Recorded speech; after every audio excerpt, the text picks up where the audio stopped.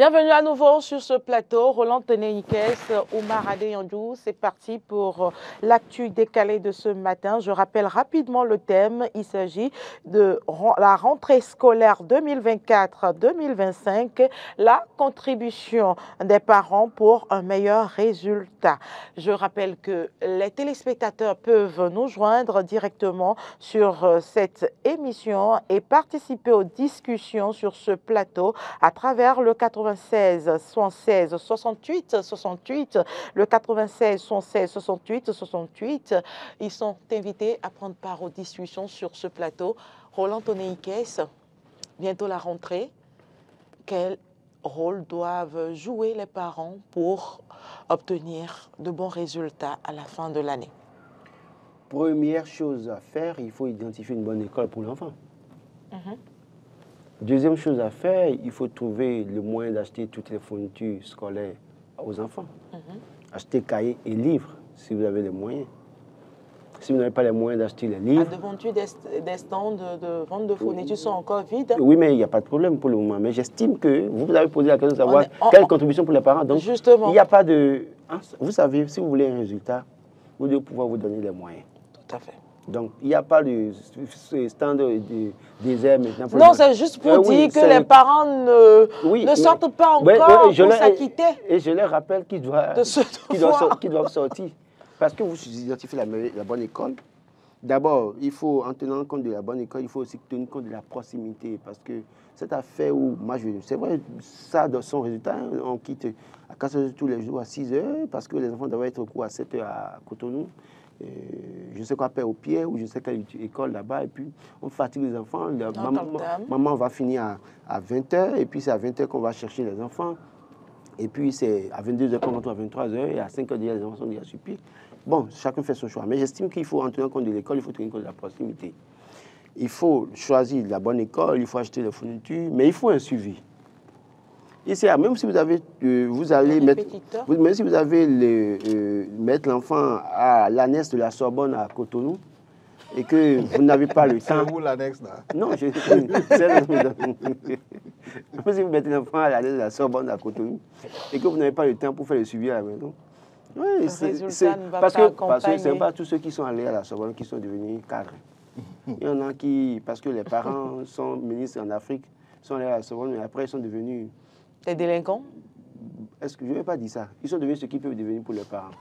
Donc, pour dire quoi? Au-delà des moyens, il faut le suivi. Il faut le suivi, rigoureusement. Si les enfants ont des faiblesses dans certaines matières, il faut trouver un appui, les répétiteurs, pour les encadrer à la maison. Mais le parent ou les parents doivent pouvoir avoir du temps pour les enfants. Même si c'est 2 heures par semaine. Parce que les répétiteurs ne sont pas là tous les jours. J'en parlais hier avec Ahmed, je dis, même si c'est 2 heures à passer avec les enfants, il faut faire l'effort de passer ce temps avec les enfants et s'assurer que les enfants ramènent les feuilles à l'école, à être en contact avec l'école. Quand il y a des interrogations, moi il y a 2 ans, j'ai mis mes enfants dans une école et écoutez, le première intégration, il y a un qui a eu 2 en maths, il y a un qui a 4 en maths et ils m'ont caché la feuille. Je ne savais même pas, c'est l'école qui m'a appelé. Mais est-ce que vos enfants vous ont montré la feuille de mathématiques? C'est là, j'ai su que les enfants avaient reçu les feuilles à l'école. Donc, parfois aussi, il faut vraiment être en contact avec l'école pour suivre les enfants. Quand l'enfant fait une intégration, automatiquement, vous êtes informé. Quand il a une mauvaise note, automatiquement, vous les êtes informé. Il y a même des écoles qui mettent ce système en place pour...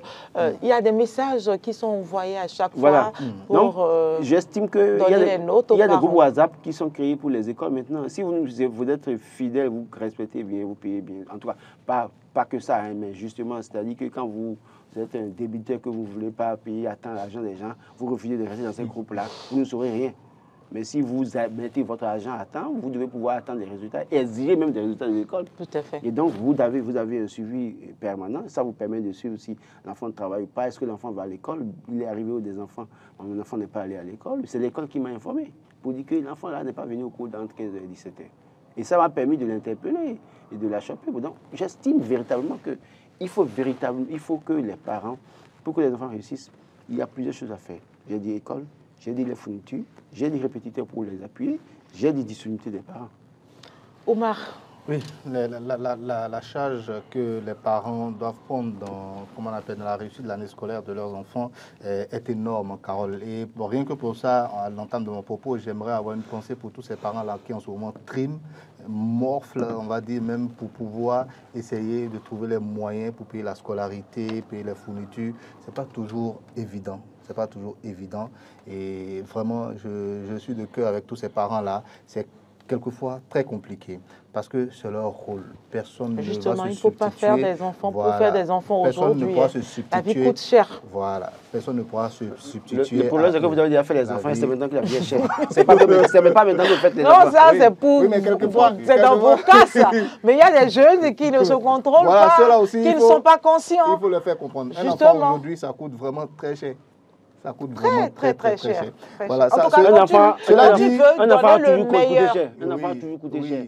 Toujours, c'est pas aujourd'hui seulement, ça coûte très cher. Ça, je suis complètement en tout cas, pour ceux qui sont conscients, qui étaient conscients, voilà, un enfant c'est le propos qu'il fallait ajouter. Donc, pour tous ceux qui sont conscients, un enfant, ça coûte très cher. Maintenant, ceci dit, ayant eu cette pensée-là et envers toutes ces personnes-là qui ont des difficultés peut-être à réunir les sous, mais j'aimerais dire quand même que une rentrée, ça se prépare.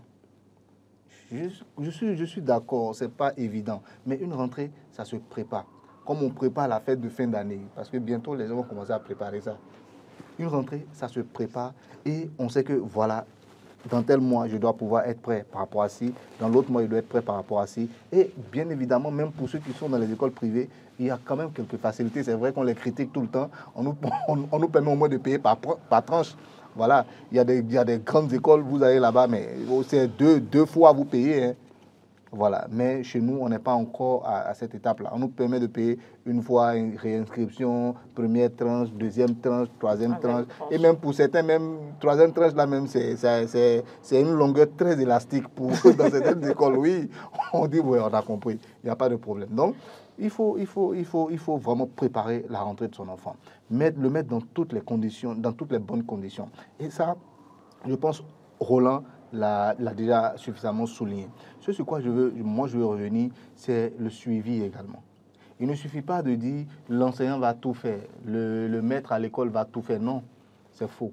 Ça là, c'est fuir ses responsabilités soi-même. Le maître a fini de faire pour lui. Toi, tu dois continuer à faire pour toi à la maison. C'est très important. Moi, je me souviens, moi, ma mère n'est pas allée à l'école. Elle ne comprend pas grand-chose. Même mon père, c'est un commerçant. Enfin, ce n'est pas quelqu'un qui a une instruction énorme. Mais il sait lire, écrire, il a juste le peu qu'il faut. Mais je vous assure, je fais des équations de second degré. Il ne comprend rien dedans. Je les fais au tableau. Mais quand il ne me voit pas, il est en colère comme s'il comprenait quelque chose. Voilà. Tu reviens de l'école, tu te dis, mais qu'est-ce que vous avez fait en 5e, 6e, peut-être même 3e? Qu'est-ce que vous avez fait à l'école? Il n'en sait rien, mais il veut entendre. Il faut que tu le lui dises.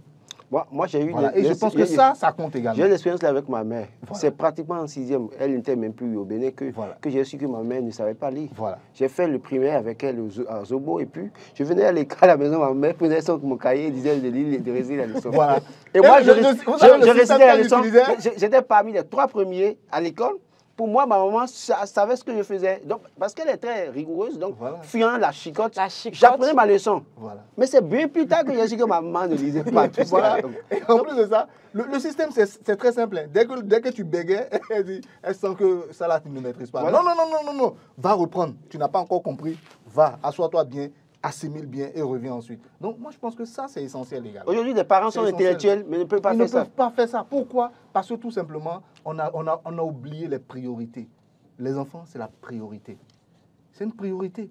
Justement, il y a des parents qui courent, qui sont à la recherche de la pitance quotidienne. Donc, du coup, ils n'ont pas assez de temps à accorder aux enfants. Non, au-delà, quel que soit le temps qu'on passe dehors. Moi, je vous dis même, il y a des parents qui sont à l'extérieur, je suis complètement d'accord. Il y en a même qui sont à l'extérieur, qui travaillent depuis là-bas pour envoyer l'argent.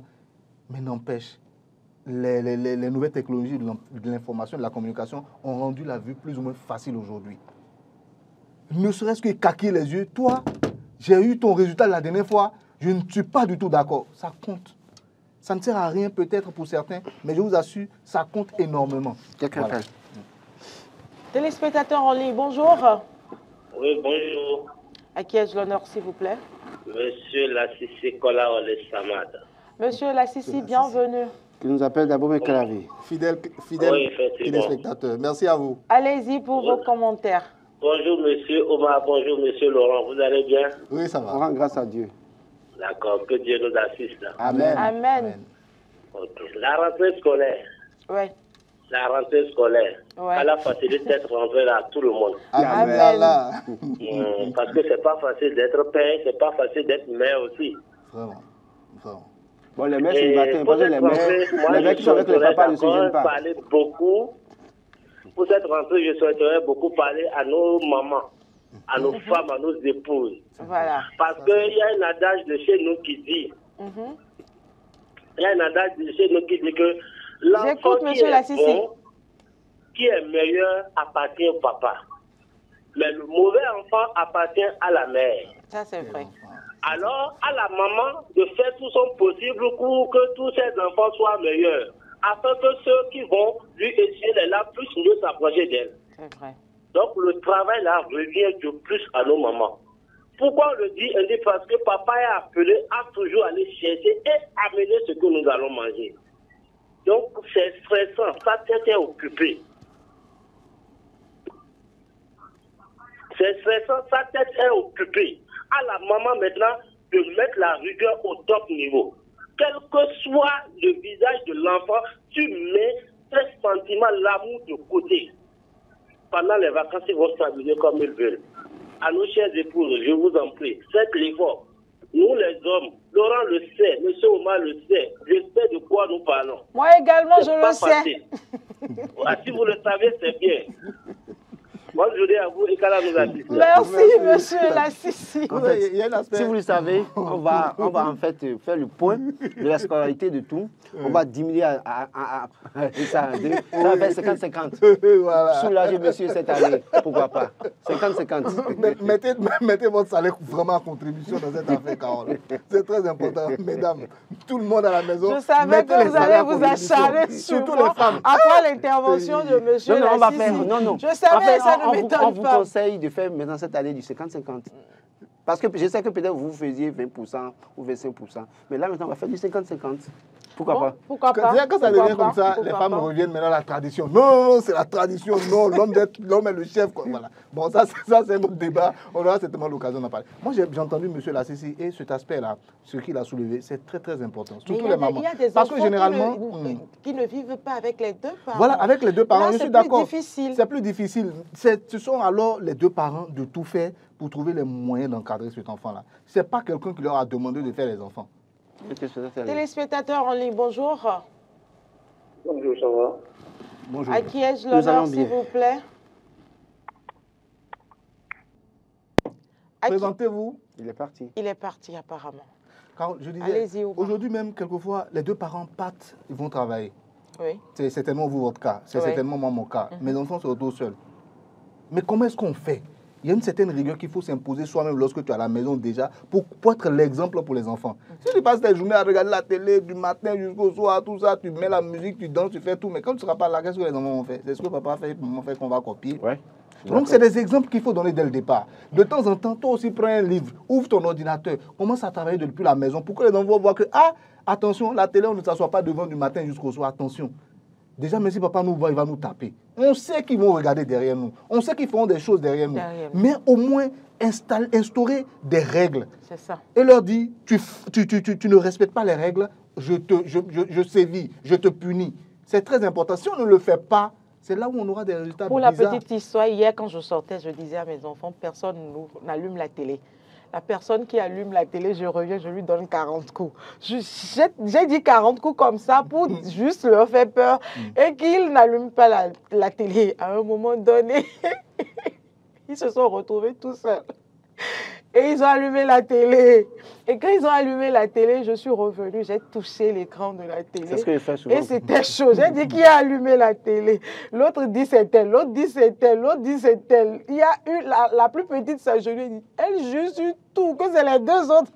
Voilà. Donc c'est important à ce moment-là de sévir un tout petit peu pour montrer aux enfants. On n'a pas dit de commencer à bastonner les enfants parce que c'est l'école. Non, ce n'est pas ça. Ce n'est pas qu'on ne peut pas donner de temps libre à nos enfants parce qu'il y a l'école. Non, ce n'est pas ça.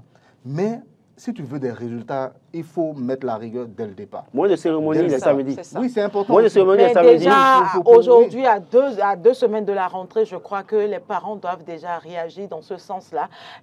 Déjà, demander aux enfants de continuer par réviser, de commencer par apprendre. Je crois que les cours de vacances sont déjà servis plus ou moins à ça. Justement, de continuer dans cette dynamique-là pour que dans la journée, tout au moins, une dictée, des opérations, des problèmes ou des épreuves à traiter déjà par rapport au niveau des situations d'apprentissage appris lors des cours de vacances. Je trouve qu'il ne doit plus avoir forcément un moment de répit avant la rentrée. Parce que la rentrée est déjà là. Et pour une bonne performance, les enfants ne doivent plus s'amuser. Je disais hier, si vous êtes parent et que vous savez parler un peu français quand même, vous pouvez aider vos enfants en français. Oui. C'est vrai. Vous pouvez aider vos enfants en anglais. Si vous savez au moins lire les b.a.-ba, vous devez être même débutant en anglais. Quand même, vous pouvez faire quelques exercices avec votre enfant en anglais. Si vous avez peut-être été baxé et que vous n'avez pas tout oublié, au moins pour jusqu'en 3e, vous pouvez encore encadrer votre enfant en mathématiques, pourquoi pas. Pas l'encadrer pour proprement parler, mais essayer de faire le suivi. Aujourd'hui, malheureusement, même les répétiteurs que nous prenons là, eux tous n'ont pas les niveaux. Et eux tous ne maîtrisent même pas. C'est là aussi qu'il faut... Justement, il y en a qui sont très très bons et ceux-là coûtent cher parce qu'ils vendent très cher leurs performances. Mais il y en a qui ne sont pas vraiment bons. Non, attention. Il y en a, vous les prenez en maths, en PCT et autres là, ils sont très bons. Justement. Mais pour parler français, souvent ceux-là font maths, physique, biologie. Oui, tu ne peux pas prendre un scientifique qui est très bon, même en français aussi. Il y a d'autres qui excellent en français. Oui, c'est ce que je vous dis, c'est pourquoi il faut un suivi. Même l'enfant qui a un répétiteur aussi là, je le disais hier, même si vous avez un enfant et que vous lui prenez un répétiteur, vous devez par moment assister. Il faut que l'endroit où l'enfant étudie là soit quelque part, ou même si de votre salon, vous puissiez suivre un peu. Justement, ou même s'asseoir. Papa sort de la maison, maman sort de la maison mercredi, vous êtes au boulot pour rentrer tardivement. Mercredi soir, l'enseignant, le répétiteur travaille avec l'enfant. Et le samedi, vous n'êtes pas à la maison, papa met son gobi pour aller avec les amis, maman met son entonnoir pour aller avec ses amis également, avec bazin ou guipi blanc, on sait comment ça se passe. Et puis la fille se retrouve seule à la maison, qui a l'âge de puberté avec toutes les agitations possibles, fait de son répétiteur un confident. Beaucoup de choses se passent derrière vous. Oui. Beaucoup de choses se passent derrière vous. Et quand vous allez découvrir, il y a tellement un deal fort entre l'enseignant, le répétiteur et l'enfant, au point où l'enfant ne vous dira jamais que c'est le répétiteur. Vous êtes là, vous faites le papa dur, mais des choses se passent derrière vous. Donc j'estime que il faut véritablement avoir du temps pour les enfants aujourd'hui. Nous tendons, le monde d'aujourd'hui, c'est un monde assez risqué. Avec l'avènement des réseaux sociaux. Vous imaginez, j'ai donné l'exemple ici d'une fille qui avait à peine 18 ans ou 17 ans, qu'un ami a vu dans un restaurant, la fille, quand vous la voyez, vous pouvez lui donner 22 ans. Et qui finalement, le gars insiste, il prend le numéro de la fille lui donne le numéro, mais écoute, donne-moi ton numéro. Le gars a écrit son numéro et elle lui dit, tu ne m'appelles pas, c'est moi qui t'appelle quand je veux te parler. La fille appelle le gars par moment, il lui parle, lui envoie des messages par WhatsApp. Et pourquoi je ne peux pas t'appeler? Et la fille dit au gars, mais écoute, mes parents ne savent pas que j'ai un portable. Donc ses parents ne savent pas qu'elle a un portable. Elle a un portable Android parfois, elle fait vidéo avec le type. Elle montre ses seins. Vous imaginez des choses comme ça? Donc pour vous dire que vous devez pouvoir non seulement avoir le temps pour les enfants, mais leur parler régulièrement. Justement, et être leur confident, leur ami. Il faut les mettre en confiance. Aujourd'hui, là, si vous faites bobo avec les enfants, c'est pas ça qui est le problème. Ça sert à rien. Il vaut mieux leur dire, écoute, dis-moi, écoute, je vais t'accompagner, des trucs comme ça. Voilà. Moi, je vais donner un exemple d'une dame que j'ai connue. Dès que les maîtres de maison arrivent là, la maman a toujours quelque chose à faire à la maison. Tu la vois, elle va, elle vient, elle prend ci, elle travaille. Elle ne s'occupe pas d'eux, mais elle montre qu'il y a une présence dans la maison. Donc l'enseignant est bien obligé de faire son travail, parce qu'il y a un regard qu'elle a très bien. Et l'enfant aussi est obligé d'être... Moi, je viens carrément m'asseoir tranquillement, c'est chez moi.